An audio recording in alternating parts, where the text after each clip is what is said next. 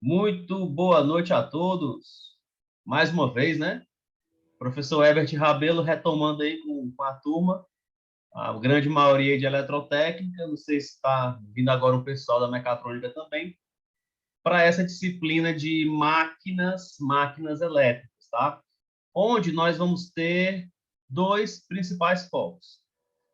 A gente vai, nessa disciplina, aprender bastante sobre dois itens extremamente importantes na eletrônica. Um deles é o transformador. Então, a gente vai entrar em níveis mais detalhados aí de transformador, vai aprender também sobre os ensaios de curto-circuito, de circuito aberto, algumas, inclusive até as medições da prática de medida a gente vai acabar fazendo aqui nessa disciplina. E o outro é motor. Então, essa disciplina ela é dividida em duas partes, transformadores e motor, tá? Então, a primeira parte, a gente vai trabalhar bastante com o transformador, e na segunda, a gente vai trabalhar com motor monofásico, trifásico, entender os fechamentos de motor, os tipos de motor, enfim. Então, essa disciplina, ela é bem teórica também, tá? Mas ela vai ter uma parte prática, beleza? A gente vai fazer pelo menos uma prática de transformador, pelo menos uma de transformador, e mais uma de motor, tá? Beleza. Boa noite, Everson. No caso do transformador, a gente vai só pegar um autotransformador, fazer algumas medições, algumas ligações, e na parte de motor, a gente vai fazer partida direta no motor, tá? A gente vai pegar lá vários tipos de motor, motor monofásico de 6 fios, de 12 fios, 380, a gente vai entender isso bem direitinho e vai fazer somente as partidas convencionais, ou seja, a partida direta. Tá? Professor, e as outras partidas que tem? E tem outras partidas? Tem, existem outras partidas, onde a gente vai ver o pessoal da eletrotécnica, não sei se o pessoal da mecatrônica tem, que é a parte de comandos elétricos. Lá em comandos elétricos, vocês vão conhecer as outras técnicas para partir um motor, né? Vocês vão utilizar lá estrela triângulo, partida direta com reversão, enfim, com autocompensada. Tem várias partidas lá com soft starter, com inversor, para vocês ligarem o motor, tá? E lá no final do curso de vocês, vai ter uma automação. Na eletrotécnica, é uma automação única. Se tiver alguém da mecatrônica, é porque na mecatrônica são várias automações, mas na eletrotécnica só uma, tá? Na eletrotécnica eles juntaram tudo e fizeram uma só para o CLP, que é o controlador lógico programável, como eu falei lá na disciplina de eletrônica digital, né? Sistemas lógicos. Então, vocês também vão ter essa parte aí, que vão ligar os motores sob algumas condições, controlado por sensor, condições para parar o motor, funcionar, enfim, automatizar o sistema, tá? Então, essas três disciplinas, elas são muito importantes para quem vai seguir no rumo da indústria, beleza? Porque a ideia é manutenção elétrica de indústria, que não é só a parte de predial, né? A parte de predial também, né? Que tem que chegar a fiação lá. A fiação não chegou, a proteção atuou, tem que entender. Mas a parte de conhecer os contatores, um quadro de comando, conhecer um CLP, como é que programa um CLP. Então, essas três disciplinas, junto com a predial, elas são a base se você for querer trabalhar na indústria, tá? Muitos processos na indústria são automatizados. Então, algumas automações são analógicas com comandos elétricos, mas a maioria agora é tudo com CLT. Tá? É um pouquinho mais caro, mas faz aí muito mais função que comandos. Né? Então, vocês vão ter essa sequência de disciplina aí a partir dessa minha agora. Né? Vai ser máquinas, aí depois de máquinas, vocês vão estar aptos já a fazer o comandos, aí depois de comandos, a automação, que é do CLP. Se tiver visto automação antes, dá até para ter uma ideia, que é só liga e desliga, mas no comandos mesmo é que o bicho pega. Comandos vocês vão aprender bem, É muito prático. Comandos, na verdade, é mais prático do que teoria. A disciplina mais prática que tem na escola é comandos elétricos, certo? Para mim, é o carro-chefe da escola é essa, comandos elétricos, tá? Então, antes de mais nada, a gente vai fazer uma breve revisão de magnetismo, tá? Porque esses dois itens aí, tanto o motor como o transformador, eles funcionam na base do magnetismo, beleza? Isso vai fechar o... Espera aí, deixa eu abrir de novo aqui o trem. Abrir com placa Java. Aqui é o site, Fert Colorado, né? Já não já deu crédito. Deixar a agulha mais grossa aqui um pouquinho. Gessé, não, comandos. Quando eu entrei na escola, tinham muitos professores de comandos, então eu acabei não migrando para essa área. Eu fui para a área que precisava de professor, né? Que é essas aí que eu mostrei para vocês. Ok. Ok, ok, ok. Então, senhores, vamos lá. Vamos lá. É o seguinte, antes da gente começar, vamos relembrar o conteúdo aqui de magnetismo, onde nós temos magnetismo a partir de um ímã natural, que nesse aqui ó, vai ter um polo norte, um polo sul. Esse ímã também ele pode ser artificial, tá? A gente consegue fabricar ímãs a partir do momento em que a gente consegue fazer passar uma grande corrente elétrica aqui nesse ímã, né? Então, ímãs podem ser naturais e também podem ser fabricados pelo homem, tá? Tem até não sei se vocês acompanham o canal no YouTube, que é o Manual do Mundo, do Iberê. Lá ele faz uma visita a uma empresa que fabrica imã. Como é feito o imã? Muito bacana lá. Eles pegam as chapas, né, de aço silício, que é o ferro doce, e fazem passar uma grande corrente nela. Dependendo do jeito que você faz passar a corrente, o ímã vai ter a sua polaridade, tá?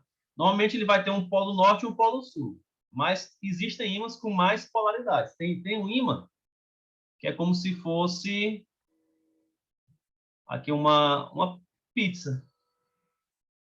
Como se fosse aqui, por exemplo, tem um ímã assim, são quatro polaridades, o norte e o sul, o norte e o sul, né? Ele vai ter quatro polaridades nesse caso. Então, pode ter mais polaridade, dependendo do jeito que você aplica a corrente, um ímã pode ter mais de duas polaridades, mas a gente não consegue isolar uma polaridade só o polo norte ou só o polo sul. Não. É somente sempre que vai ter o norte, vai ter um sul, tá? Então, esse ímã ele vai possuir ao redor dele aqui essas linhas que a gente está vendo aqui com esse triângulozinho vermelho e o branco, né? Essas linhas aqui são as chamadas linhas de indução. A composição delas é que vai formar o campo magnético, beleza? Então, nós temos aqui esse medidor de campo magnético e vamos olhar apenas para esse B, tá? Aqui, ó, deixa eu dar um zoom aqui. Espera aí, só um segundinho, deixa o zoom abrir. Aí. Deu não? É Windows e mais para dar o zoom. Pronto. Pronto, melhorou aí bastante, ó. Então, nesse ponto onde tem essa cruz branca, tá? Em cima do medidor aqui onde tem campo magnético, nesse pontinho aqui, o campo desse ponto tem uma intensidade de 0,96 Gauss, que é uma das medidas de campo magnético. Mas o que eu quero que vocês entendam é o seguinte: quanto mais próximo do polo, mais intenso vai ser esse campo. Ó. Então, o campo agora já foi para 81. Quanto mais eu afasto do polo, o campo vai diminuindo. Ó. Então, e observa, gente, que é meio que exponencial. Como assim? Aqui é 2. Se aproximar, ó, 2, 3, 4, está linearmente. Quando eu chego perto do polo, ó, já pula do 10 para o 11, por 20, ó, 25, ó, aumenta bem muito. Ó. Então, ele é um aumento bem grande, tá? Então, bem próximo aos polos é onde nós temos a maior concentração dessas linhas de indução. Por sua vez, maior vai ser o campo magnético, tá? E esse Bx e esse By aqui embaixo? Esse Bx e esse By, gente, é o seguinte. É porque esse campo ele acaba sendo um vetor, tá? Então, esse vetor ele vai ter um valor na direção x, um valor na direção y. É como se fosse eu decomposto o vetor. Aqui, ó. Eu tenho esses dois vetores aqui, ó. Um empurrando para a direita e um empurrando para cima. Qual vai ser a resultante? Vai ser na diagonal. Tá? Então, fazendo mais ou menos parecido com o que está lá, aqui no nosso medidor agora, ó, nós temos o B com um tracinho em cima sozinho, é o total.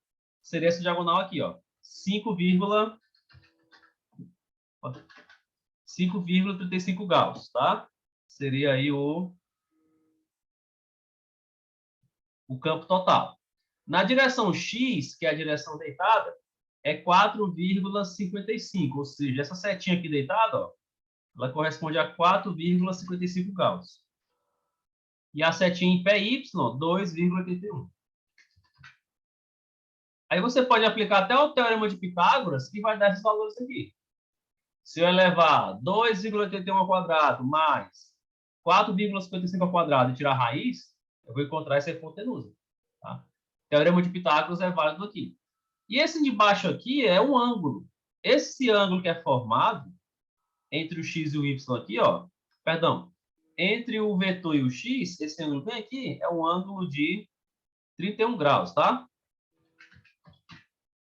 E isso é importante. Para algumas aplicações, a gente vai ter que aprender a trabalhar com coordenada polar e coordenada retangular. A gente vai ter que aprender um pouquinho sobre isso quando chegar na parte do modelo do transformador. Tá? Então, eu decompus aqui esse vetor, ele era 5,35 nessa diagonal com esse ângulo. Então, tem duas formas de eu chamar esse vetor. Ou eu digo que esse vetor ele tem um valor de 5,35 com um ângulo de 31 graus, 31,71 graus. Ou então eu digo que esse ângulo, na direção x, ele é 4,55, esse vetor, perdão. E na direção y, ele é igual a 2,31. Então, tem duas formas de representar esse vetorzinho aqui do campo magnético, mas não vamos nos preocupar com isso aqui agora, beleza? Então, o importante agora é você entender que um ímã, ele produz aí um fluxo magnético, tá? É só o ímã que produz? Não. Se eu pegar um pedaço de fio enrolado, ó, quem lembra aí o nome? Eu vou dar só o nome. Quem lembra os outros aí, ó? Vou dar o nome dele aqui, ó. Esses pedaços de fio enrolado podem receber vários nomes. Um deles é bobina. Quem lembra mais algum nome? Bobina. Quem lembra mais? Não, né? Bobina pode ser chamado também, ó, de indutor. Opa! Indutor. Pode ser chamado também de solenoide. Ou pode ser chamado de enrolamento, tá? Geralmente, a gente vai ter essas definições para esse pedaço de fio enrolado aqui. Cada volta dessa é chamada de espira. Então, cada volta é chamada de espira e o conjunto de espiras pode ser chamado de bobina, indutor, solenoide ou enrolamento. Tá? Então, uma válvula solenoide é uma válvula que tem uma bobina. Ou seja, tem a ver com campo magnético aí. Tá? O enrolamento de um transformador, de um motor, tem bobina. O indutor lá na eletrônica é porque tem uma bobina. Tudo isso aqui, todos esses quatro nomes aqui, indicam que é esse pedaço de fio enrolado. E qual é o objetivo desse pedaço de fio enrolado? Vamos entender aqui. Pessoal, esse início aqui é mais uma revisão, tá? É mais uma revisãozinha. Ó, vou mostrar aqui o medidor.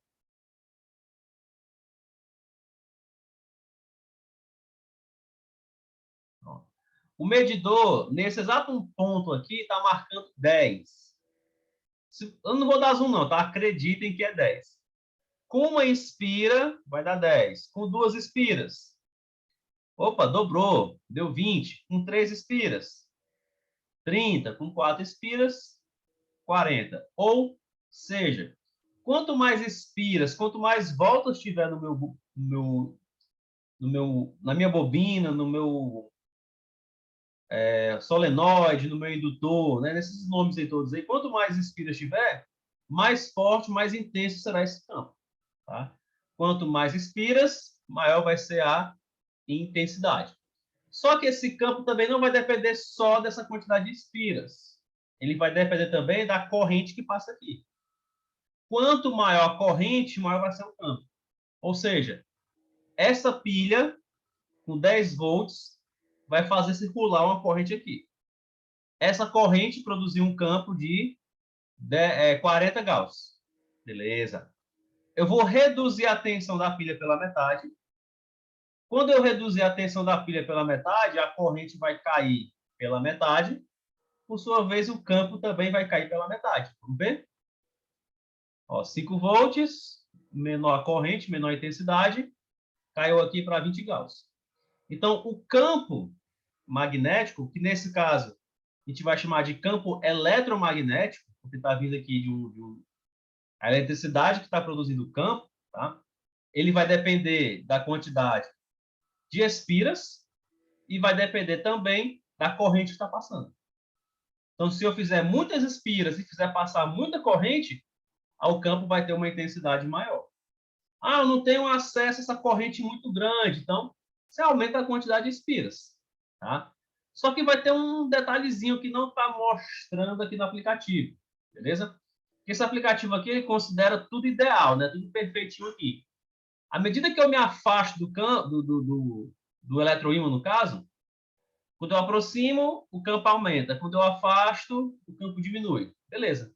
Só que se eu ficar colocando espiras aqui, ó, imagina que eu vou colocar espiras assim, ó. Estou colocando várias espiras, ó. Ou seja, a última espira está muito afastada da primeira. Então, meio que se eu fizer uma espira muito comprida, eu vou começar a perder um pouquinho desse campo, porque está afastando. O ideal é que fique todos bem próximos mesmo aí um do outro, tá? Pessoal, esse fio aqui, que está fazendo aqui a bobina, o enrolamento aqui, ele é um fio que tem um isolante, tá? Ele tem um verniz aqui, tem um esmalte, que ele isola aqui o fio. Se você pegar um pedaço de fio desse de energia, desencapar ele e fizer uma bobina, isso não é bobina não, tá? Tem que ser um fio esmaltado, tem que ser um fio cobreado, beleza? Aliás, é invernizado, tá? Não pode ser um fio normal não, tá?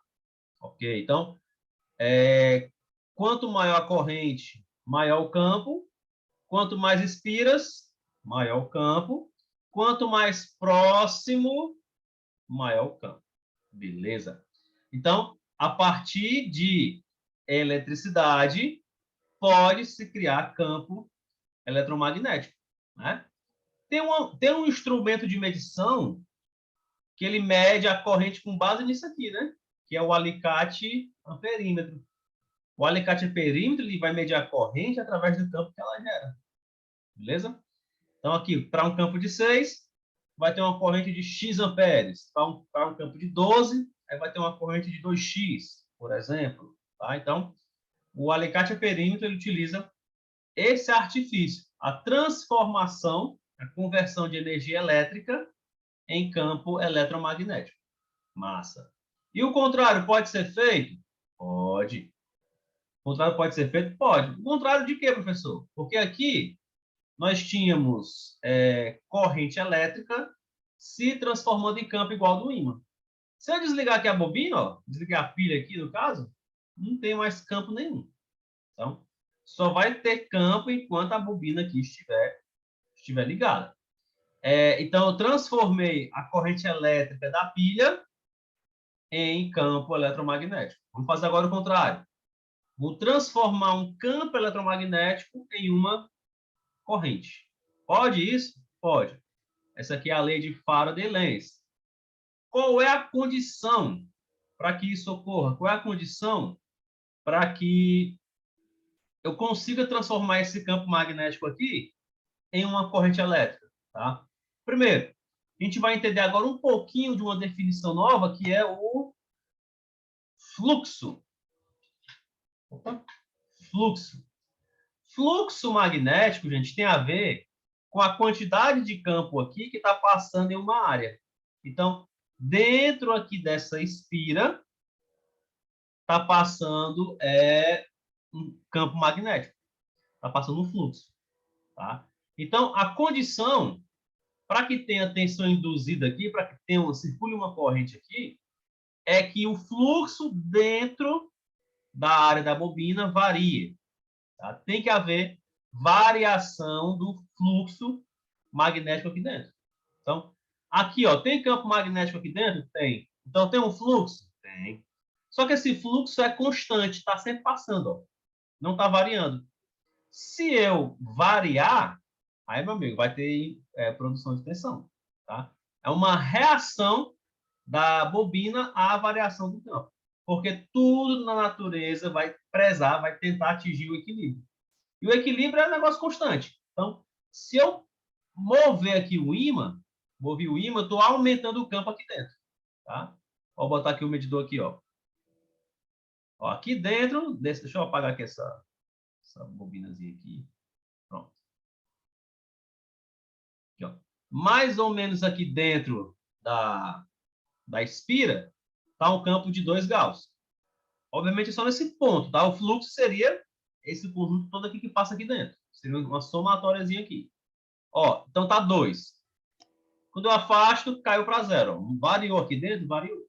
Então, a condição para que a bobina converta magnetismo em corrente elétrica é variação do fluxo. Se eu variar, a gente vai começar a ver a lâmpada querer acender, ó. Você consegue até ver os elétrons aqui, né? Tentando fazer aqui os elétrons aqui no aplicativo. Eles tentam ir para um lado e para o outro, ó. Volta e vai, ó. Show? Então, a condição para que eu consiga ter corrente elétrica a partir de campo magnético é que esse fluxo tenha uma variação. Tá? Variou o fluxo no interior da espira, vai haver indução. Tá? Se eu colocar aqui um medidor de tensão, uma resistência aqui bem alta, né?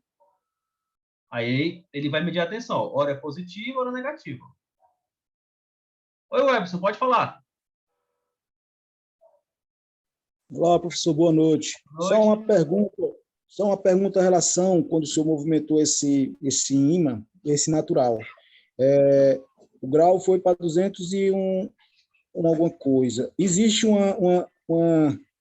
uma faixa de grau para deslocar os elétricos, para fazer a carga funcionar, ou vai depender de equipamento para equipamento, no caso, fazer o motor girar?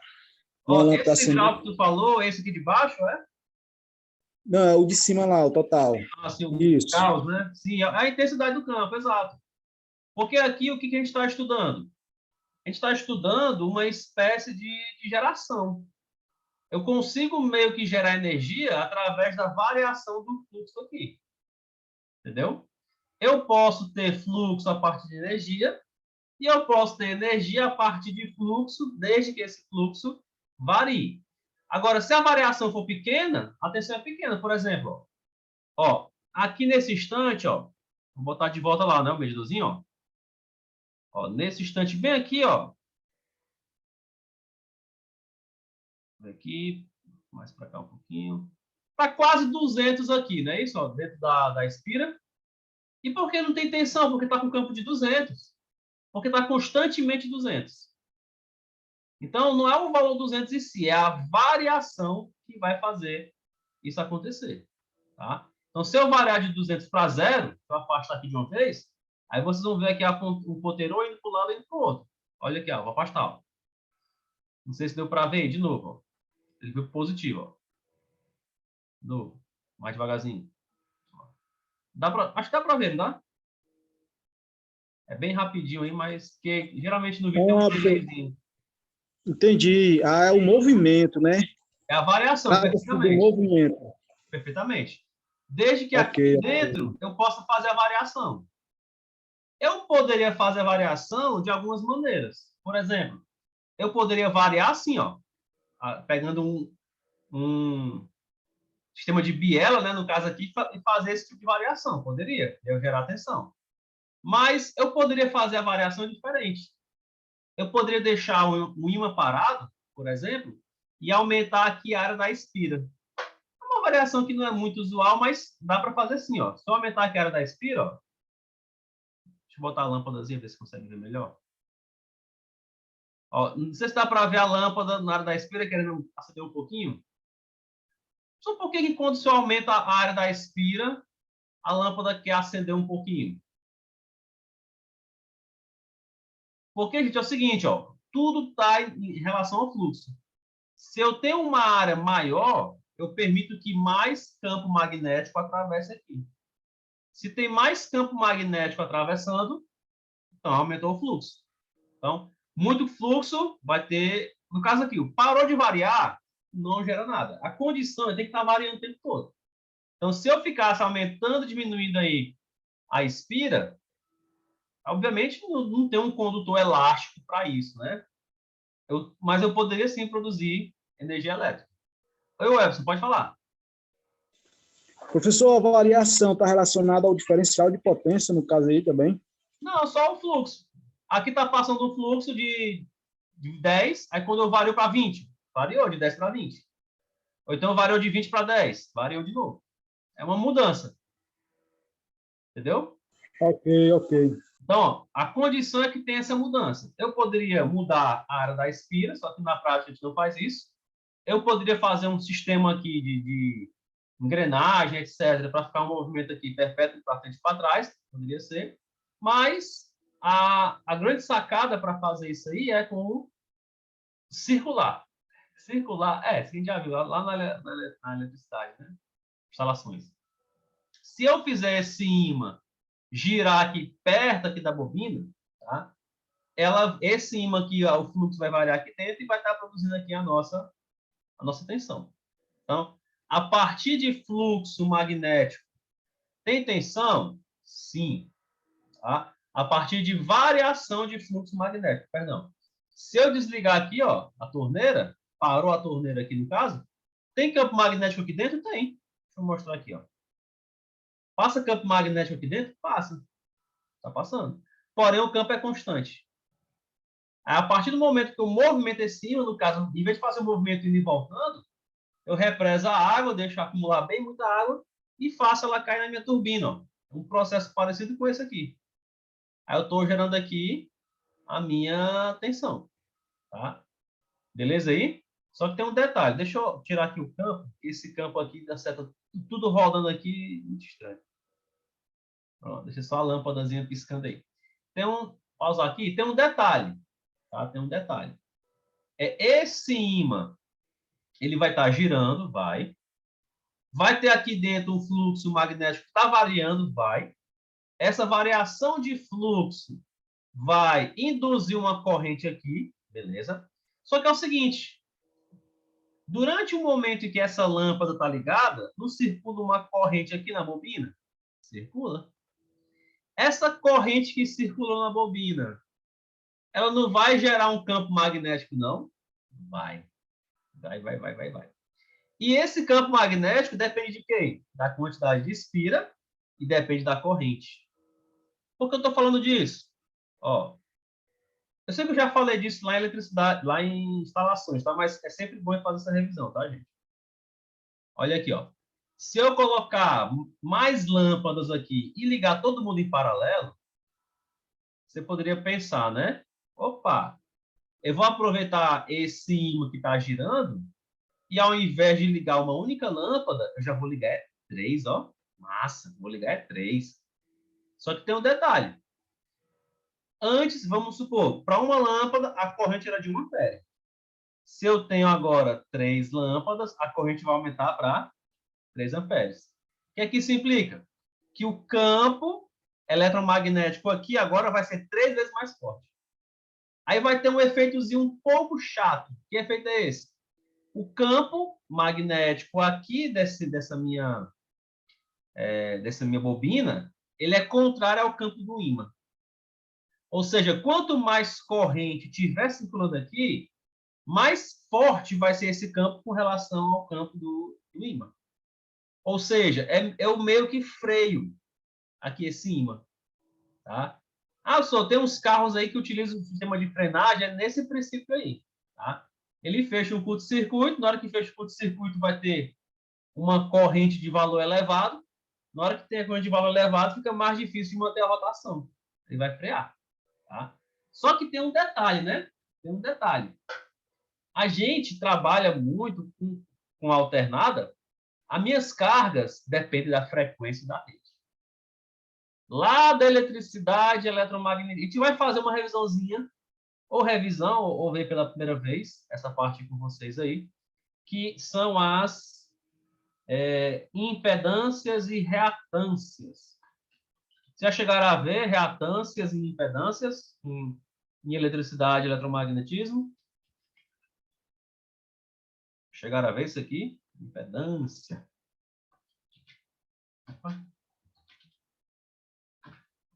Se não viram, vamos ver.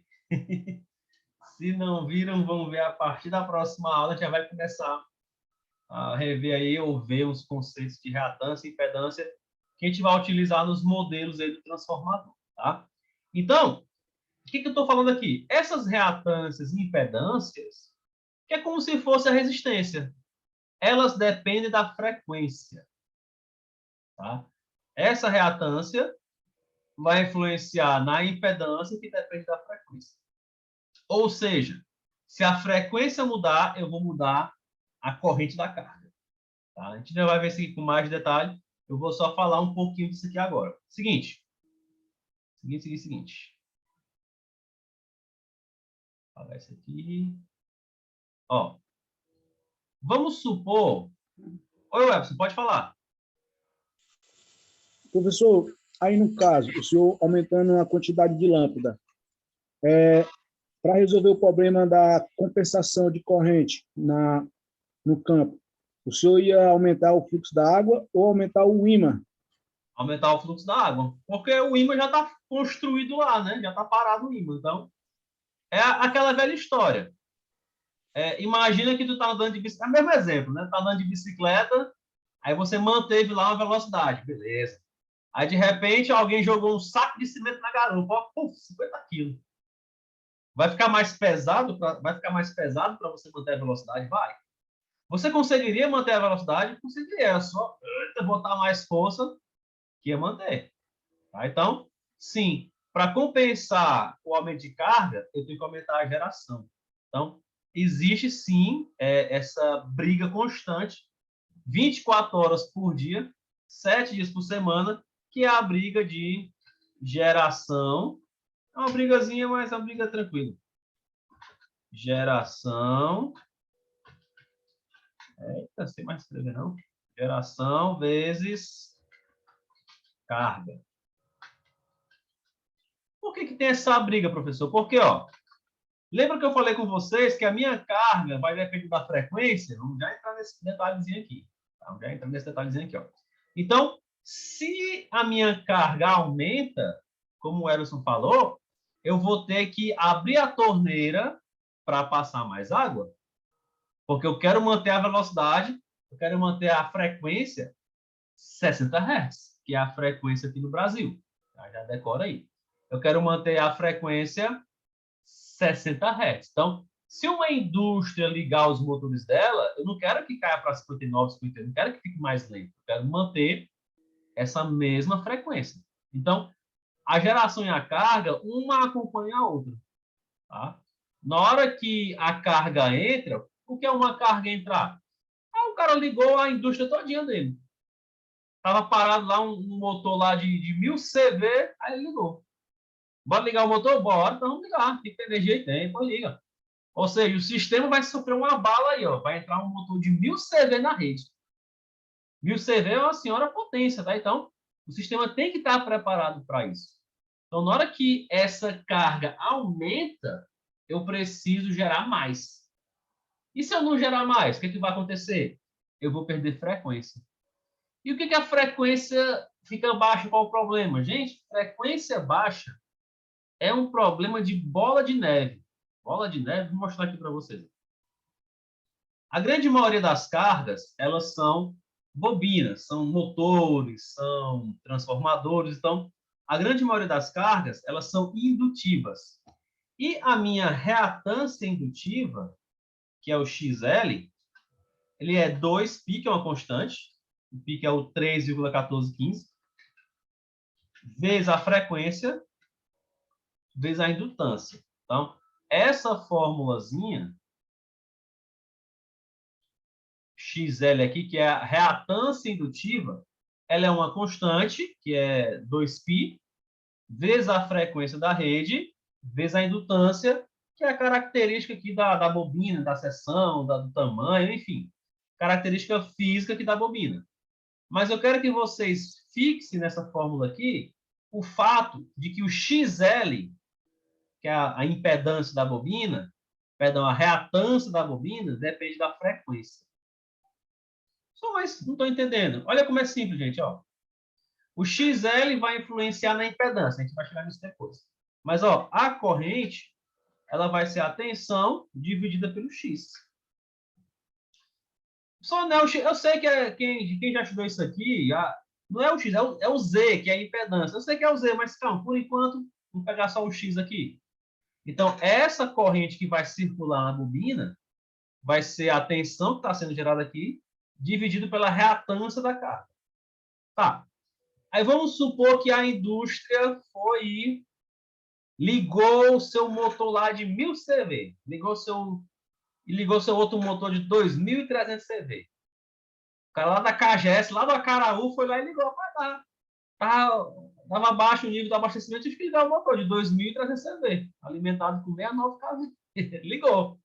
Então, isso aí é como se fosse uma freada que ia dar na rede.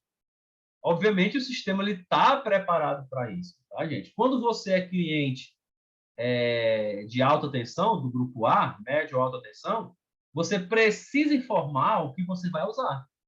É a chamada demanda, tá? Então, ele tem que estar preparado para fornecer essa demanda. Por isso que tem que ter a demanda, para eu saber quanto que eu tenho que gerar para cada tipo de cliente. Tá? Mas vamos lá, vamos supor que eu não botei demanda, não fiz nada, simplesmente fui e liguei esse meu motor com a impedância aqui muito grande. Aí nisso, ó, a carga aumentou. Só que eu não aumentei a geração. Eu não abri mais aqui a torneira. Galera, abrir a torneira é o último estágio das compensações, tá? Talvez vocês vão ver isso um pouquinho em geração e transmissão de energia. Tem algumas maneiras de compensar aí essas variações de carga, mas em um dos casos a gente pode ter que abrir a torneira. No caso, abrir a comporta para passar mais água, ou então ligar uma termoelétrica, né? Ou então, enfim, tem que deslocar a carga de um lado para o outro, né? Para poder manter a carga ligada, tá? Mas, enfim, liguei o motor, beleza? Aumentei a carga. E por algum motivo a geração não acompanhou. Eu não consegui gerar mais.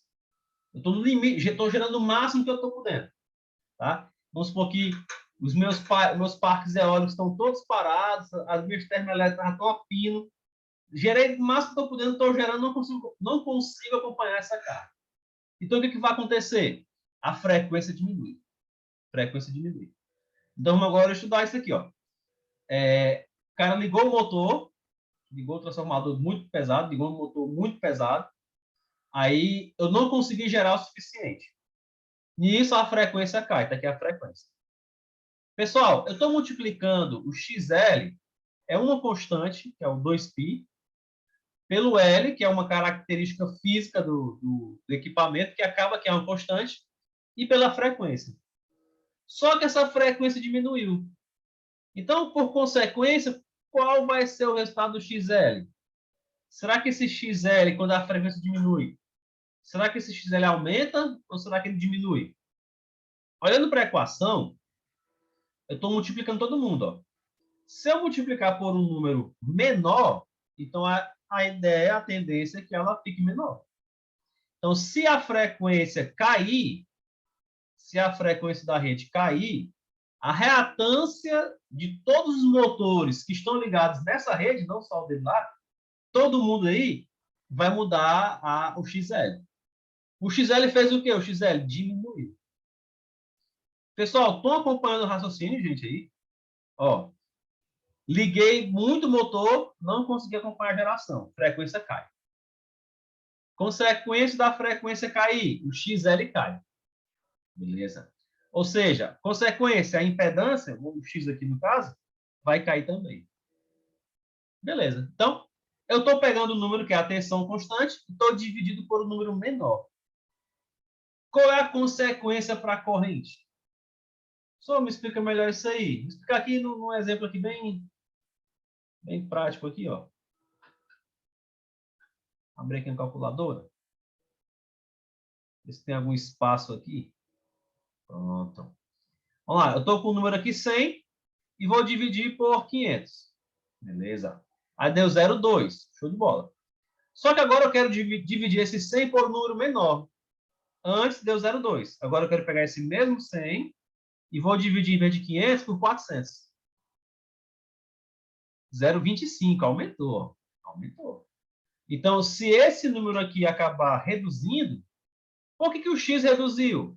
O X reduziu porque eu não consegui gerar o suficiente para manter os 60 Hz. Caiu para 58. Então, a frequência cai. Se a frequência cai, XL cai. Se o XL cai, qual é a tendência da corrente aqui? Ó? É ficar maior. Ou seja, o meu sistema estava fornecendo para a carga uma corrente de 30 amperes, por exemplo. Agora vai fornecer 35. Ou seja, se aumentou a corrente, aumentou mais a carga. Aumentou mais a carga. Ó. Professor, e se aumentar mais a carga, o que acontece com a frequência? Abaixa mais ainda. Se abaixar mais a frequência, abaixa mais o X, que por sua vez aumenta mais a corrente, que por sua vez abaixa a frequência, que abaixa o X, que aumenta. Ou seja, é um efeito bola de neve. Se eu aumentei a minha carga e minha geração não acompanhar, galera, eu tenho que desligar a carga. Eu tenho que fazer aí alguma manobra, tenho que fazer um alívio de carga, né? Um ERAC, né? É um esquema regional de alívio de carga. O pessoal chamava de apagão, isso é um ERAC.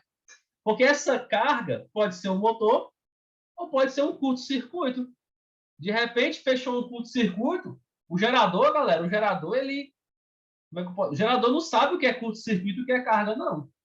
Para o gerador, o curto-circuito é um motor muito forte que ele vai querer alimentar.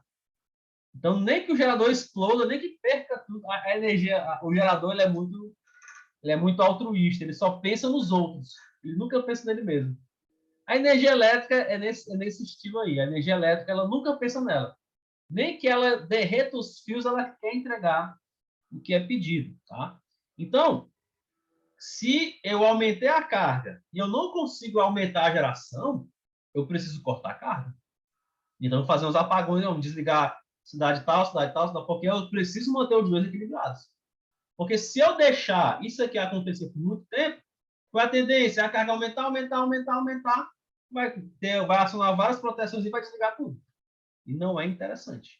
Tá? Então, do mesmo jeito que eu aumentei a carga, porque liguei os equipamentos, eu tenho que aumentar a geração, do mesmo jeito, se eu reduzir a carga, eu vou ter que diminuir a geração. É o efeito contrário. Como assim o efeito contrário? Ora, volta para o exemplo da bicicleta.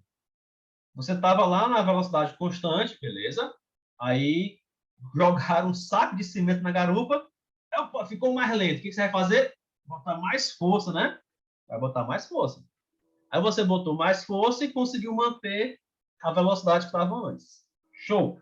Só que aí, de repente, o saco de cimento saiu. Ou seja, a carga que estava alta ficou pequena. E você continuou mantendo o mesmo ritmo. Qual é a tendência para acontecer com a sua bicicleta? É você ganhar velocidade. Então, a mesma coisa acontece na geração. Tá? Se a carga cair, eu preciso reduzir a geração. Porque, vamos lá, se eu não reduzir, o que acontece com a velocidade? Aumenta. Então, agora vai ser o efeito contrário. Agora vai ser o efeito contrário aqui. Efeito contrário é, ó, eu aumentei, aliás, eu tirei a carga. O meu sistema estava pronto para ligar meu motor de 2.300 CV, ligou o motor e manteve o jeito de 60 Hz, beleza. Só que deu algum problema no motor e desligou. Então, a tendência diminuiu a carga, mas a geração não diminuiu. Então, qual é a tendência? É a frequência aumentar. Caiu o saco de cimento, então a tendência é você andar mais rápido. Se esse cara aumenta, a tendência é o XL, que é a reatância, também aumentar. Se a reatância aumenta, o X aqui aumenta. Então, a tendência é a corrente diminuir. Ou seja, se diminuir a corrente, estou diminuindo a carga. Diminuindo mais a carga, que é a corrente, aumenta mais ainda a frequência, mais rápido vai ficar. Que, por sua vez, aumenta mais o XL, que diminui mais a corrente. Ou seja, essa frequência ela vai tender a aumentar aí infinitamente. Eu que não quero estar perto de um gerador, quando tiver com essa frequência de 1 milhão de hertz aí, né, girando super rápido, vai explodir. Vai ter uma hora que ele não vai aguentar. Ele vai entrar em colapso. E eu não quero estar perto. Tá? Então, geração e carga é uma briga assim, né? Um tem que acompanhar o outro. Tá? Se não acompanhar, se não houvesse acompanhamento da geração com a carga, a gente vai ter problema de frequência da rede. Gente, frequência 60 Hz, e isso é inegociável. Tem que ser 60. Se a frequência cair para 57, eu já preciso desligar a carga. Tem que fazer um apagão, um ERAC, um esquema regional de alívio de carga. Tá? Pessoal, pegaram esse conceito aí? Ei, professor. Oi, Fernando. Aí, no caso aí, a frequência tem que ser 60, porque se ela baixar, aí, no caso aí, a corrente vai aumentar e vai derreter os fios, é isso? Perfeitamente. E se ela diminuir, aliás, se a frequência baixar, aí vai aumentar mais a corrente e vai complicar qualquer ação. E se a frequência aumentar, aí vai diminuir a corrente, tá ok para os fios, não tá diminuindo a corrente? Tá. Mas e aqui que vai estar girando mais rápido ainda? Voado. Bem rapidinho. Eu aqui não quero estar perto. Tem que estar balanceado, né? Perfeitamente, exatamente. Por isso que nós temos aí os frequencímetros, porque eles têm que entregar aí.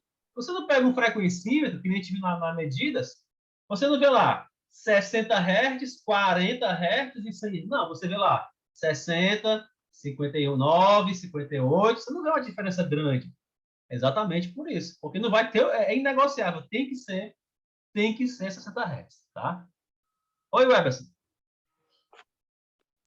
Professor, aqui no entendimento, tá claro, o senhor explicou muito bem, claro, a gente entendeu, mas olhando para esse desenho, a gente vê aí o timão que tem um RPM 100. Quando aumentou a carga, o senhor falou que ficou pesado, ele gira com a menor velocidade, correto? Correto. Aí, resumindo no desenho, eu pelo menos entendi perfeitamente.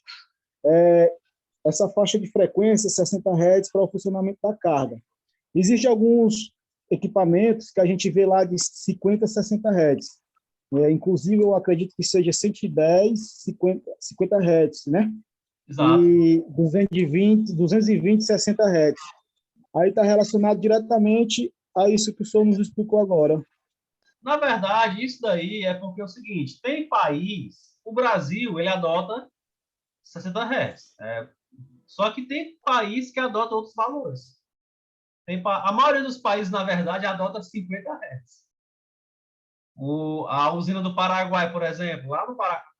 Itaipu, que é uma usina que é tanto do Brasil como do Paraguai, ela é binacional, né? Ela produz energia nas duas frequências. Ela produz 60 Hz para o Brasil e produz 50 para o Paraguai. Só que o que o Brasil produz para o Paraguai, aliás, o Brasil não, perdão, o que a parte do Paraguai produz já é suficiente para o Paraguai todinho. Aí o que o Paraguai faz com o resto da energia? Vende para o... A gente compra energia de Itaipu. Tá? A gente tem a nossa própria geração, mas nós também compramos energia de Itaipu. Só que é 50 Hz, ó. E aí? Aí, meu amigo, haja eletrônica no meio do caminho. Tá? Lá em Furnas vai ter uma usina retificadora que vai transformar os 50 Hz em contínua, aí transmite contínua. Aí quando chega lá em São Paulo, acho que é em Biúna, vai ter uma usina inversora que transforma a contínua em 60 Hz. Cara, a eletrônica evoluiu de tal maneira, antigamente, vou já viu, Epson? Antigamente era briga CC e CA, né? Eu conheço até um colega meu que ele fez uma tatuagem do Tesla e do Edison, né? Brigando assim, né? Uma perna e na outra. Foi um aluno, não sei se foi um aluno meu que mostrou se era dele ou de alguém que ele viu. O cara desenhou numa perna o Tesla, com a bobina de Tesla atrás, e na outra perna o Edison com a lâmpadazinha incandescente. Só que hoje em dia as duas caminham juntas, né? Devido à eletrônica de potência integrar a eletrônica com a elétrica, tá? Oi, Webson, pode falar. Não, professor, só para fixar que é justamente o que a gente viu no início, né? A frequência está relacionada ao movimento do campo magnético, não é isso? A frequência está relacionada o tanto que eu deixo girar que no caso, eu controlo a frequência, eu escolho a frequência. Se eu quero ter uma frequência de 60 Hz, então eu faço de um jeito que a frequência fique 60. Então, libero mais água, libero menos água. Então, eu faço de um jeito para a frequência ficar 60. Entendeu? A maneira de fazer o gerador é que eu faço essa frequência. Porque, por exemplo, se liga aí. Certamente vocês já viram aerogerador, catavento das eólicas, o aerogeradorzinho. Você vê as pás, as blades, né? As hélices, né? Para ficar mais fácil de entender, as blades lá. Você vê elas girando 60 vezes por segundo? Não vê. Mas ela produz 60 Hz? Produz. Então, tem que fazer de alguma forma, de alguma maneira, a gente tem que chegar nos 60 Hz. No caso das eólicas, aí tem uma caixa de marcha, tem um gearbox. Coroa e catraca, né? Uma velocidade grande e uma velocidade pequena. É coroa e catraca. Tá? Além disso, também tem a quantidade de polos, que a gente vai começar a estudar na parte de motor também. O número de polos influencia também na velocidade. Tá? Então, a gente tem que fazer um jeito de que o meu gerador forneça com 60 Hz ou com 50 Hz. Tá? Tudo calculado na pessoa mecânica, faz um cálculo medonho para o gerador ficar perfeito. Entendeu aí? Ok, professor, ok. É tudo programado. Tá? Porque eu posso ter uma frequência maior ou menor. Mas, diante da disputa aí da corrente alternada para a energia contínua e alternada, eu acredito que a contínua é mais fácil de se trabalhar e obter mais precisão, né? De se controlar e tudo. Agora é, né? Antigamente não. Antigamente nós não tínhamos eletrônica de potência, nós não tínhamos como converter alternada em contínua. Porque, na verdade, o que fez... Contínua alternada, perdão. O que fez a CA ganhar praticamente foi o transformador. Por quê? Porque, ó, se eu pegar aqui no nosso... Pega aqui o transformador agora, aqui, ó, pronto. Já vou dar início aqui ao transformador, tá? Ó, duas bobinas. Beleza. A bobina da esquerda, ela tem um campo magnético aqui? Tem. Só que esse campo, ele é o quê, gente? Ó, constante. O campo constante da primeira bobina vai influenciar alguma coisa na segunda? Não. Não. Ou seja, se eu pegar um transformador e botar a corrente contínua, nada acontece. Tem campo? Tem. Mas qual é a condição? É ter campo? Não. A condição é que o campo varie. Tem que haver variação. Antônio Luiz, transmissão CC é o contrário, Luiz, tá? A transmissão CC ela é mais barata do que a CA, porque são menos fios. Agora, o que vai ser caro na CC é porque eu preciso ter uma estação que vai transformar alternada em contínua e outra para contínua para alternada. Eu tenho que ter isso daí. Tá? Então, eu gero alternada, aí eu transformo em contínua. Eu tenho que ter uma estação retificadora. E depois tem que ter uma que vai para alternada. Então, a transmissão em si, ela acaba sendo mais em conta, porque não tem transformador, é direto. Direto, tirão de linha, com menos fios. Porém, vai ficar mais caro no começo e no fim.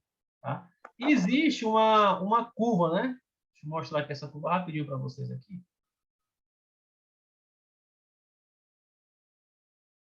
Poxa, eu quero o quadrado. Voltando aqui no retângulo. Ó, existe aqui uma média, mais ou menos assim, ó.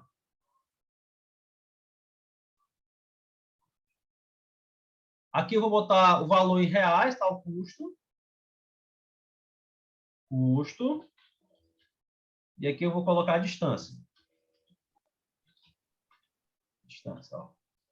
A corrente contínua, ela vai ter o custo inicial mais elevado que a alternada. Por quê? Porque justamente porque eu vou ter uma estação retificadora no começo e uma inversora no fim. Então, o custo dela é maior, porém, deixa eu mudar de cor aqui. O custo dela inicial é maior, porém, com a distância, ela vai, como é que eu posso dizer? Ela vai diminuindo, não vai ter um custo tão grande, porque é menos fios, é menos ferro para suportar esses fios.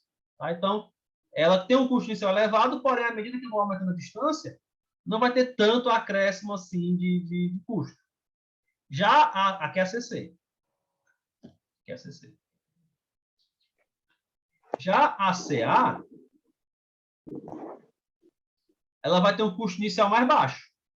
Porém, eu vou ter que fazer a transmissão. Então, eu tenho que ter mais fio, porque são 3 fios, né? São 3 pares, 3 fios de fio, ainda tem um reserva. CC é um positivo e um negativo, né? Mais e menos. Alternado já vai ter mais fios. Então, já que eu vou ter mais fios, as torres têm que ser mais robustas, tem que ter mais ferro na torre para suportar o peso. Então, o custo inicial é menor, porém, à medida que eu vou aumentando a distância, eu vou ter que ter mais ferro, mais torre, vai ficando mais caro. Então, ela vai subir o preço um pouquinho mais para cima, assim. Então, essa aqui é o nosso ponto X aqui. Esse pontinho aqui é o nosso ponto de interesse aqui, ó. A partir de qual distância é mais caro o CA e o CC? Que seria o CA. Então, se eu tiver uma distância pequena, antigamente, se eu não me engano, era 800 quilômetros. Pode ter mudado, tá, gente, essa distância aqui, tá? Em 2019 era 1.000, aí já baixou para 800. São cabos diferentes, tá, Luiz, para CC? Eles são cabos CC mesmo. São cabos CC. São cabos diferentes, são proteções diferentes. Quando eu trabalho com corrente contínua, o disjuntor é diferente, o DPS é diferente, o próprio ACC. Tá? Então, ó, se eu tiver que fazer uma linha de transmissão de 600 quilômetros, é mais barato. Aqui, ó, mais barato o escuro aqui, que é alternado. Agora, se eu tiver que fazer uma linha de 1.500 quilômetros, é mais barato quem? CC. CA vai ficar mais caro. Ó. Então, a partir de 800... Gente, esse valor aqui de 800, tá, galera? Pode variar, tá? Não... de acordo com o preço dos equipamentos, vai mudar isso aqui. Mas uma média boa aí é 800 quilômetros. Até 800 quilômetros é mais barato transmissão CA. A partir de 800 é mais barato transmissão CC. Tá? Então, é relativo. Tá? Se você não souber uma resposta, responda, é relativo. Mas sim, isso eu sei, mas é relativo sim, tá? Depende da distância. Uma distância muito longa é mais barato contínuo. Uma distância mais curta é mais barato alternado, tá? Como dever de casa, pesquisem sobre Santo Antônio Giral, lá em Rondônia. Lá em Rondônia. Rondônia. Lá tem uma usina, né, Santo Antônio Giral, e a transmissão, se eu não me engano, no projeto está para CC, corrente contínua. Por quê? Porque vai transmitir lá para o sul, lá para São Paulo. Uma distância longa. Então, é mais barato CC. Só que o nosso sistema interligado nacional é todo CA. Então, eu tenho que ter a conversão de CC para CA, tá? Beleza. Galera, esse assunto fugiu um pouquinho de máquinas, mas é sempre bom um eletrotécnico conhecer. tá? Esse assunto aí de geração, carga. Vocês podem ser que vejam de novo tudo isso que eu falei em outra matéria e tem que ver. Quanto mais você vê, mais fixa na sua cabeça. Tá? Então, cada professor vai falando de um jeito diferente, então é interessante sim que você conheça esse assunto que eu estou falando. Oi, Webson, pode falar. Pronto, professor. Quando eu falei em termos de controle e eficiência na corrente CC, né, na tensão CC, algum tempo atrás eu trabalhei com refrigeração, ar-condicionado com convencionais, 220 on-off, ou está dentro ou está fora, independente da temperatura que ele atingir, ele sai, quando esquenta ele entrava. Aí surgiu os equipamentos inverter, no qual lá está o sistema eletrônico, o Não IPM, desliga, perfeito. o IGBT. Aí, uma coisa que eu fiquei maravilhado foi a capacidade dele trabalhar de 30 a 110 Hz. Dependendo da sua potência, quando ele atinge a temperatura, ele não desliga o compressor, ele reduz. Aí isso faz com que a corrente total que ele entra de 5 amperes com uma máquina de 9.000 BTUs, ele chegou a trabalhar até 1.8, com uma frequência bem baixinha, só mantendo. Aí foi aí que a gente começou a se maravilhar e ver como é eficiente, né, esse sistema de eletrônica. Porque são tecnologias diferentes. São tecnologias diferentes. Dava para fazer isso com normal? Dava. Com inversor de frequência, dava para fazer.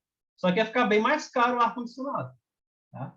E sim, a eletrônica evoluiu, galera. A eletrônica vocês vão ter uma disciplina, vocês já estão tendo, que é eletrônica de potência.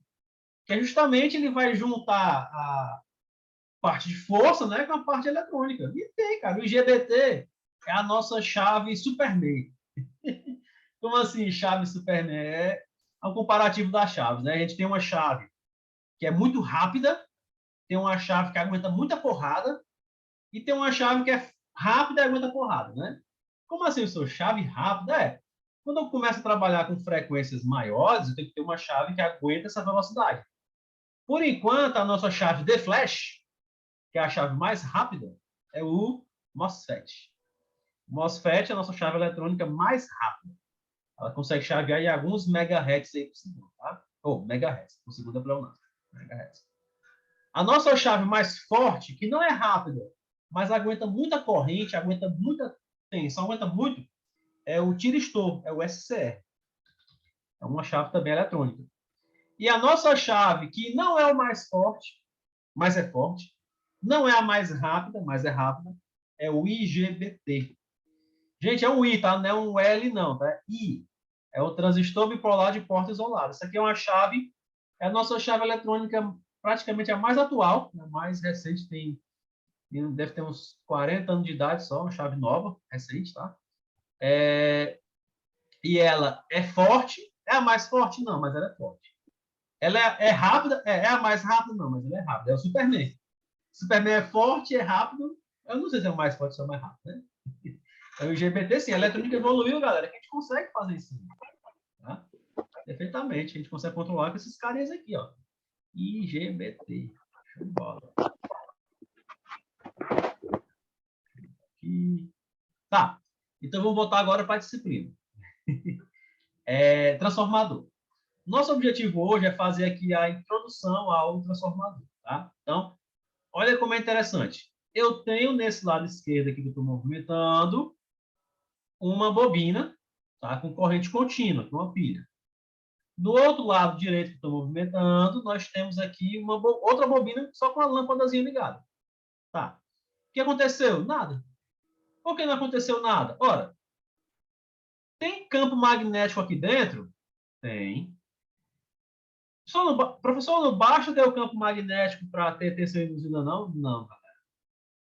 Além de ter que ter o campo, tem que ter o quê? Variação. Tensão contínua tem o campo magnético? Tem. Mas o campo varia? Não, é constante, porque ela é contínua. Tá? Agora, se eu ficasse mexendo aqui na tensão, ó, olha a lâmpada querendo piscar. Eu estou variando a tensão, por sua vez, estou variando o campo. Ah, então, por que eu não tiro logo essa pilha? Por que eu não boto logo uma fonte alternada? Por que eu não boto logo uma fontezinha alternada? Aí eu consigo fazer esse trabalho. Tá? Então, de fato, é assim que funciona o transformador. A gente tem uma bobina no lado, onde eu vou injetar a tensão. Essa bobina aqui é chamada de primário, uma bobina primária. A tensão injetada aqui faz circular uma corrente. Essa corrente faz aparecer o campo eletromagnético. Esse campo eletromagnético está variando porque a corrente alternada atravessa uma espira, uma bobina. Essa bobina percebe esse campo que está variando e converte de novo em tensão elétrica. Essa é a missão de vida do transformador. Ele pega, através de indução, ele consegue aumentar e consegue diminuir aí os níveis de tensão e corrente. Tá? Então, esse é o nosso primeiro tópico, que é os transformadores. Olha aqui os transformadores aqui, ó. Transformador é um dispositivo destinado a modificar os níveis de tensão e corrente elétrica. Então, vai entrar uma tensão X, vai sair uma tensão Y. Ou ao contrário, pode entrar uma tensão Y e sair uma tensão X. E o mesmo com a corrente. Vocês já viram um pouquinho de TC e TP? Já viram também um pouco na eletrônica? Já tem uma ideia aí base do que é que faz aí um transformador, tá? Então, nós temos aqui a grande missão do transformador no sistema sistema elétrico nacional, né? Nós temos aqui as usinas geradoras, né? Aqui é um exemplo aqui qualquer, tá? Temos aqui uma planta hidrelétrica, uma planta nuclear, uma usina a carvão. Uma usina aqui a carvão. Então, essas plantas aqui, elas vão injetar a potência, tá? Só que antes nós temos que elevar o nível de tensão. Elevar o nível de tensão. Então, na saída de cada uma dessas usinas, nós vamos ter uma subestação elevadora. Para quê? Para elevar a tensão. Então, ali tem um transformador. Isso aqui é um conjunto de transformador, transformador. Aí eles vão passar pela linha de transmissão, aí vai chegar numa fábrica, numa planta industrial aqui e vai reduzir o nível de tensão. Tá? Opa, perdão. Aqui embaixo nós temos aqui outro exemplo aqui, né? Outro transformador para fazer a distribuição para as residências, no caso, né? Então, a grande chave do sistema que a gente tem é os transformadores. Então, normalmente a gente vai representar aqui no diagrama elétrico com esses dois círculos aqui, ó. Tá? É como se fosse um lado de alta tensão, um lado de baixa tensão, depende de onde é que entra e onde é que sai. Tá? Aqui ele chamou de extra alta tensão, né? Vai até 275 kV. A maioria é AC, algumas é HVDC. Opa! Extra alta tensão. No caso aqui, extra alta seria EAV, né? Aqui no inglês seria EHV. Aqui, ó, a maioria é alternada, mas algumas é contínua. HVDC é contínua. HV é high voltage, tensão alta, em corrente contínua. Tá?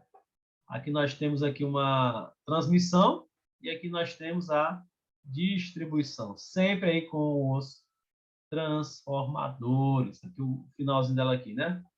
E a gente pode ter aqui, por exemplo, outras usinas, né? Ó, injetando também no sistema. Essa linha aqui é todo o sistema. É um sistema interligado. Então, todas as usinas solar, fazenda, planta aqui eólica ou outras plantas menores, elas também podem injetar a potência para ser consumida aqui na rede. Tá? Obviamente, aqui no Brasil praticamente no mundo inteiro, o mais caro são essas usinas a combustível não renovável, né? Porque uma hora vai acabar o carvão. Né? Cadê aqui, né? Ó? Uma hora vai acabar o carvão, uma hora o urânio não vai acabar o urânio, né?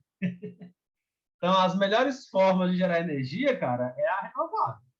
É a hidrelétrica, é a solar e é a eólica, tá? Então, o Brasil era para ter uma das energias mais baratas do mundo, né? Porque nossa fonte é renovável. Professor, por que tem essa tarifa vermelha, tarifa amarela? Aí o pessoal inventou a vermelha 2, é justamente por isso. O nosso sistema, a grande matriz dele é a renovável, é hidrelétrica. E agora temos também muito força agora chegando, a solar e também a eólica, tá?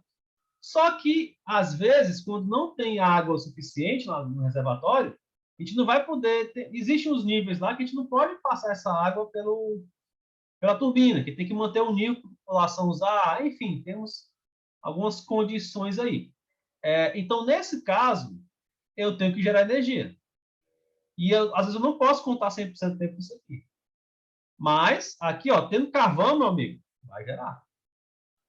Tendo aqui o combustível da energia nuclear, vai gerar. Então, essas usinas que não dependem de nada para gerar energia, elas são as chamadas usinas de base. Tem que existir? Tem. Porque, de repente, se houver um colapso hídrico e, ao mesmo tempo, um colapso aí de eólica, vai ter energia de onde? Então, são importantes, sim, tem que existir essas plantas aí de geração nuclear, as térmicas, né? Pode ser a gás, pode ser a carvão, pode ser a biocombustível, né? Elas são necessárias, sim, porque é uma usina de base, é uma usina que eu posso contar. Faça chuva, faça sol, não faça chuva, não tenha vento, é uma energia que eu posso contar, tá? Então, vamos supor que eu não estou podendo gerar tudo de elétrica e também nem tenho tudo de eólica e solar. Então, eu vou precisar ligar as usinas a carvão, a usina térmica. Então, essas usinas térmicas, o combustível é caro, nós temos que importar o combustível, então acaba aqui ficando caro para poder gerar essa energia. Aí é por isso que botaram as bandeiras, para poder pagar as termoelétricas. Só para isso. Tá? Mas tá cheio de chuva, né? Tá cheio de chuva, mas tem que chover lá na base da hidrelétrica, não é aqui na gente não. Aí, quando chover bem muito lá, tiver bem muito reservatório, bem muita água no reservatório, pode baixar. Tá? A energia mais barata da gente está em Itu, galera. Não tem que correr, não. E Hidrelétrica professor, é a mais barata que tem. Oi? eu queria falar uma coisa aqui, o Cláudio, mas estão falando que a pessoa não pode instalar também energia solar, assim, que eles estão querendo tarifar a partir do ano que vem, eu vi um papo, aí a energia solar. Porque é o seguinte, essa casa aqui, ó, vamos supor, essa casa aqui injetou energia solar, beleza. Então, durante o dia, o sistema de energia solar supre a casa toda. Mas de noite? De noite ele vai fazer de onde? Vai importar da rede. Oi? Ligou sem querer, né? Ah, De noite, ele vai importar a energia da rede. Aí o que acontece? Ele gerou 1 kW aqui, hoje, né? Hoje em dia está assim, até o final do ano. Ele gerou 1 kW aqui na rede. Então, já que ele gerou 1 kW na rede, ele vai poder consumir esse 1 kW. Embora seja à noite e embora ele vá usar o sistema da rede aqui, ó. Então, é isso que eles estão querendo cobrar. Eles estão querendo cobrar porque durante a noite você vai usar o sistema de distribuição para pegar a energia dela de volta. Então, nesse ponto faz sentido essa cobrança. Porém, na minha cabeça, o que é que não faz sentido? Se eu injeto a mais, quem vai consumir? Quem não guarda, não armazena. Se eu injetar mais, quem vai consumir são os meus vizinhos, ó. E os meus vizinhos vão pagar a taxa de transmissão lá de Paulo Afonso para cá, ou vão pagar só a da minha casa para casa deles? Eles vão pagar de lá. Ou seja, quando eu produzo, os meus vizinhos pagam a transmissão lá de Paulo Afonso, lá de onde estiver, para a casa deles. Só que está dentro da minha casa. E aí, não era para compensar, não? Entendeu a ideia? aham. Assim? Era para compensar mesmo, professor. E tem casa que é autossuficiente, eu já vi, assim, tem muitos painéis assim no telhado, eu já vi assim, enormes. Recentemente eu trabalho com isso, né? Eu instalei um lá em Pacuti. O cara morava aqui em Fortaleza, no prédio. Aí, como era um prédio, vários andares, várias casas, ele queria instalar, só que não tem teto, né? O teto é compartilhado. Aí ele instalou lá no Pacuti para injetar na casa dele aqui em Fortaleza. Show de bola. Mas aí, só até esse ano, não vai ser taxado isso aí. só que a partir do ano que vem eles vão começar a cobrar mais. Vão começar a cobrar mais. Ou seja, para você usar de noite esse 1 kW que você injetou durante o dia, você vai ter que injetar um pouco mais. Vamos supor, eu vou ter que injetar 1,20 kW para consumir para ganhar 1. Em certo ponto faz sentido, tá? Porque eu estou usando a energia à noite deles, mas durante o dia tem que ficar mais barato para o meu vizinho também, né? Oi, Webson, pode falar. Pronto, senhor, talvez o senhor tenha falado isso, mas eu não prestei atenção. Mas eu só vi na hora que o senhor falou que o cara instalou lá no Pati, porque aqui não era viável para ele. Aí ele instalou lá, injetou e ele está sendo beneficiado aqui. Como é que funciona isso? Pode me explicar, por É favor? porque assim, ó, na hora que ele injeta lá na casa dele, o medidor dele é um medidor que conta quanto que ele injetou. Ou seja, lá na vilazinha que ele mora, a casa dele injetou para quem? Para os vizinhos tudinho. Então, todos os vizinhos durante a tarde estão sendo supridos pela casa dele. Então, os vizinhos vão pagar para a Enel, só que quem vai mandando energia? É a casa dele. Entendeu? Aí, ou seja, ele vai ganhar crédito. Aí, esses créditos, ele tem até 5 anos para usar aí nas outras casas que tem o mesmo nome dele. Ele pode ter mais de uma casa, pode ter. Hoje em dia, cara, tem tantos projetos aí. Tem um projeto aí que dá para ratear até no prédio, no condomínio, 100 moradores. Aí você rateia entre os 100, 1% para cada um do que foi gerado. Pode fazer. Entendeu aí? Então, não é, Mas, que ele, ok, não é que ele ok. injeta aqui que vai chegar na casa dele lá. Ele injeta quem consome, quem está perto. Quem está perto consome. Só que eles vão pagar para a Enel como se viesse lá da geração da transmissão. Entendeu aí? Aí ele vai ganhar crédito. O cara ganhou crédito, usa em Fortaleza. Show? Ok. Ó, então vamos lá. Agora vai começar a surgir aqui um núcleo. Antes era só bobina, tá? Agora vai surgir um núcleo. Deixa eu ver aqui. Acho que eu vou encerrar aqui nessa parte aqui. Deixa eu ver aqui a hora. Que horas são? É 8h30, tá quase 9. Ó, seguinte. Antes a gente tinha as bobinas, uma bobina no lado, outra bobina no outro, tá?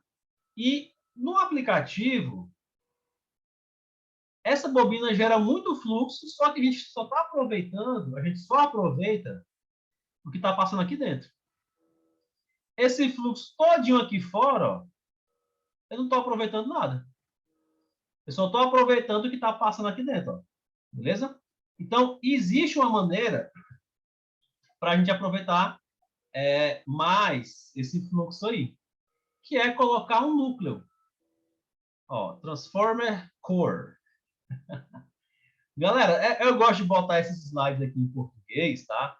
Ou, perdão, em inglês, porque, sei lá, de repente você vai trabalhar num local aí tem umas coisas lá em inglês, e você, vixe, que é isso aqui?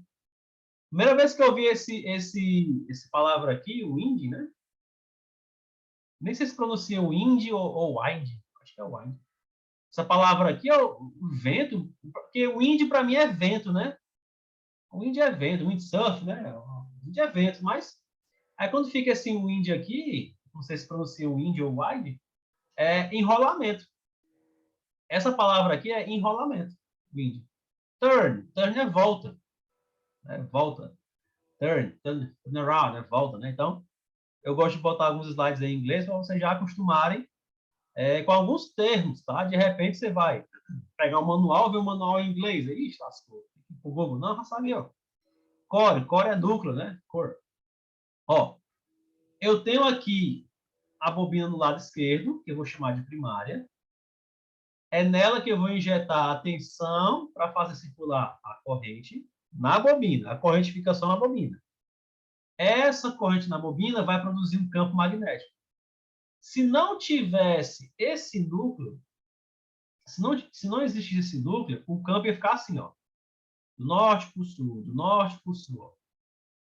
Se não tivesse esse núcleo, só essa parte aqui iria passar na segunda bobina. Quando eu boto o núcleo, a gente vai ter que pensar o seguinte: a corrente vai preferir o caminho mais fácil para passar, né? Vai. O fluxo magnético também. Ele vai preferir o caminho mais fácil. E é muito mais fácil o fluxo atravessar pelo núcleo, que é um condutor de campo magnético, do que pelo ar, que fica fora. Então, quando eu coloco um núcleo, ferro misturado com carbono, com silício, enfim, é uma liga aqui chamada de ferro doce. Quando eu coloco aqui esse núcleo, eu estou guiando a maior parte do fluxo da primeira bobina para dentro da espira da outra. Por isso, gente, que todo transformador vai ter um núcleo. O núcleo é assim maciço? Não. O núcleo, gente, ele é laminado. Na próxima aula eu vou falar por que ele é todo com lâminas assim. Ó. Já falar, tá? Então, ideia do transformador. Esse núcleo aqui consegue pegar a grande maioria do fluxo magnético gerado na primeira bobina e faz esse fluxo passar aqui na segunda. Se não tivesse o núcleo, ia ter fluxo aqui dentro? Ia, só que ia ser menos. Quando eu boto o núcleo, eu meio que potencializo aí esse fluxo. Então, gente, entenderam a ideia do núcleo? Qual é a missão do núcleo do transformador? Beleza? Joinha aí, né? Então, vamos lá para os termos aqui. Ó. Enrolamento primário, número de voltas, aí vai ter a corrente no primário, tensão no primário, aí enrolamento no secundário, número de voltas, corrente no secundário e tensão no secundário. E aqui o núcleo por onde vai passar o fluxo magnético. Isso aqui a gente pode até chamar de circuito magnético. E a gente vai conseguir meio que fazer uma prática com ele lá na sala de aula. A gente vai fazer uma prática mais ou menos isso aí, tá? A gente vai ter um núcleo que vai ser diferente, então vai ser assim, não. A gente vai ter um núcleo assim, ó. No dia da prática. Espera aí.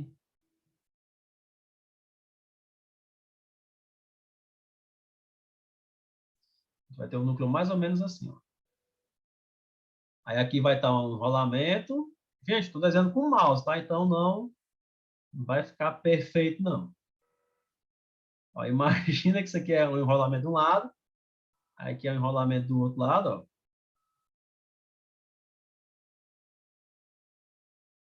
E aqui um terceiro enrolamento aqui.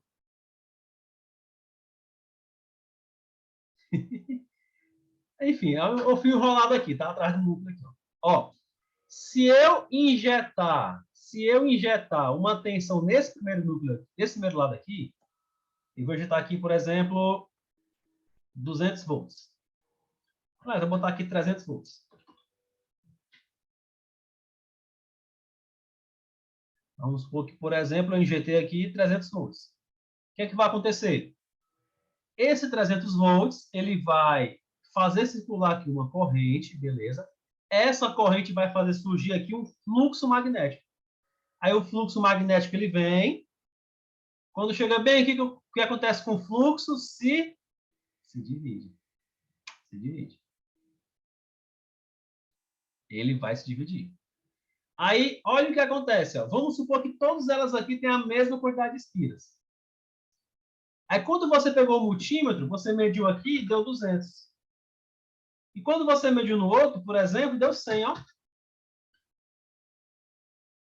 Quem consegue me dizer por que aqui foi 200 e ali foi 100?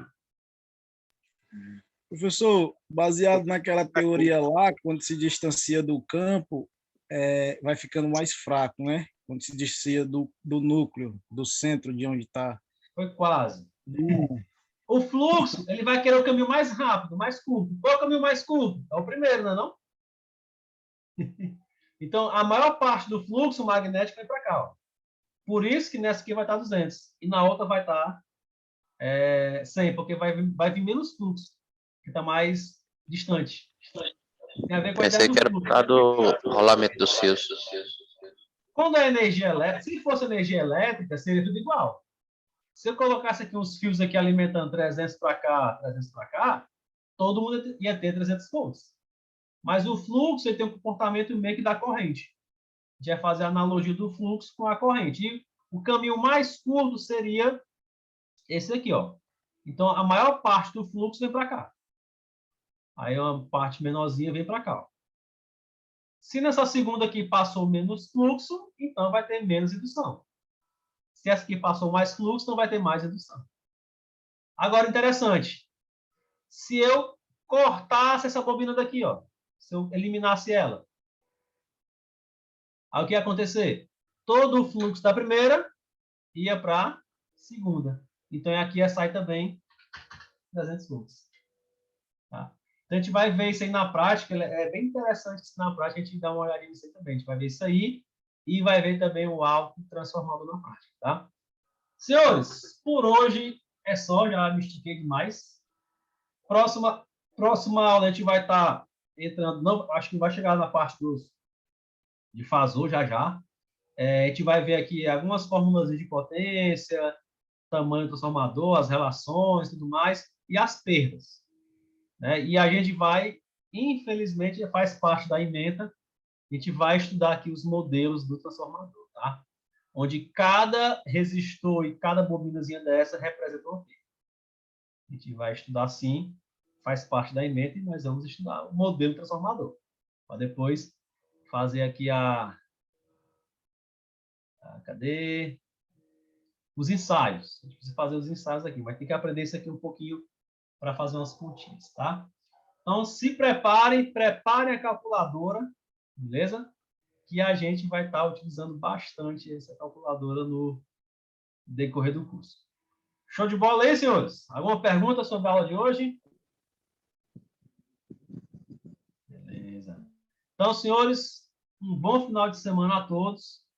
Terça-feira, nesse mesmo horário, nesse mesmo local, estamos aqui. No caso, vai ser feito tudo na calculadora, né? A maioria na calculadora, sim. E pode usar o celular também, tá? Pode usar o celular, com certeza. Eu vou ensinar na hora lá Até como é porque que para a gente aprender, né, professor? Trabalhar com a calculadora. tem que aprender a fazer. O motor tá parado, tem que botar para rodar. Te vira. Se é com celular, se é com calculadora, se é com ábaco, não quero saber, não. Eu quero que o motor rode. Beleza? Yes! Beleza. Então, senhores, bom final de semana e até terça-feira aí, se Deus permitir. Então, um forte abraço. Estão liberados aí. Valeu!